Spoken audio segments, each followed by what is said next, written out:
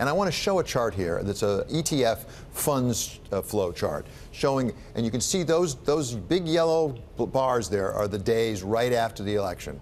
Now you can see it's come back, and Jonathan was just talking about the futures are off a bit as well.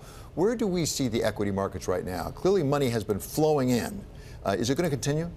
Well, I mean, what I find interesting is you've seen since the summer that the bond markets, like the 30 years, down nearly 15%, and yet the equity markets, I would call them broadly unchanged. You know, we're nudging around 2150. So I see more messages from the bond markets than I do from the equity markets.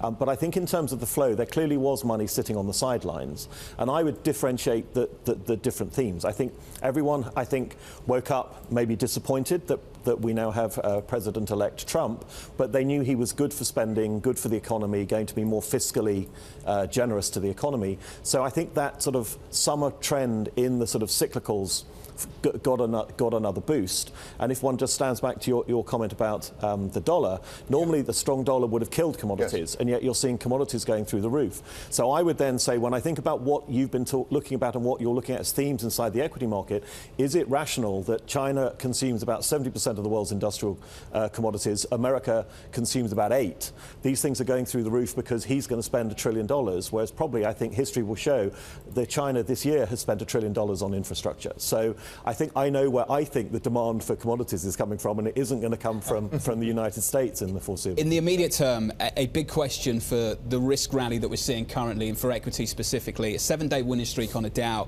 But as you mentioned, we've got dollar strength, we've got yields rising. Ray Dalio of Bridgewater writing a very comprehensive piece on LinkedIn yesterday on a week since the Trump victory. When does this short circuit, so to speak, on the back of a strong dollar, on the back of a bond market rout, on the back of an EM rout, can equities carry on going it alone here in the United States? Well, I think there's probably, now that we have what I would call some clarity, I think we can see more M&A. I think a lot of strong companies can still access very, very cheap levels of credit, buyer notwithstanding, with a 5% convertible overnight. And so I think that type of animal spirits, I think, can still support the markets. But what I would also say is, I think what we're also seeing is that DXY in particular is very long the euro and the yen. Yep.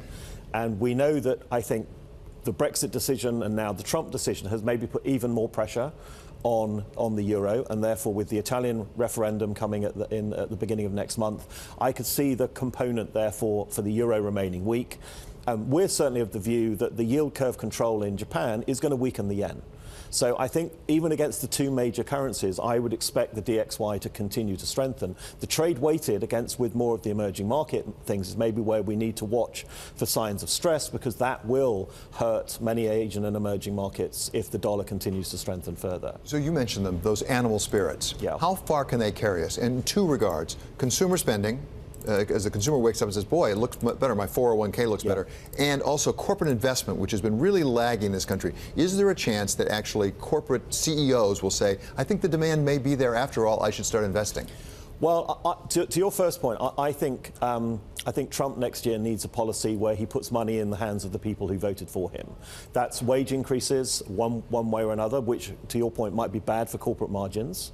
I think the other side of this, though, is until they've got the money in their pocket, they won't anticipate that there's demand.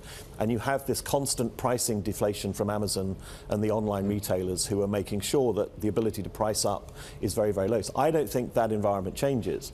I think what is going to be interesting is this repatriation of the cash story. Europe is going to tax it if you guys don't get it out of Europe as quickly as possible.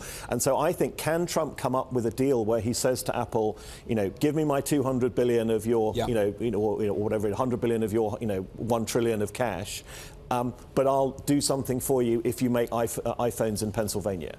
I think that would then maybe change the dynamics of the corporate investment culture.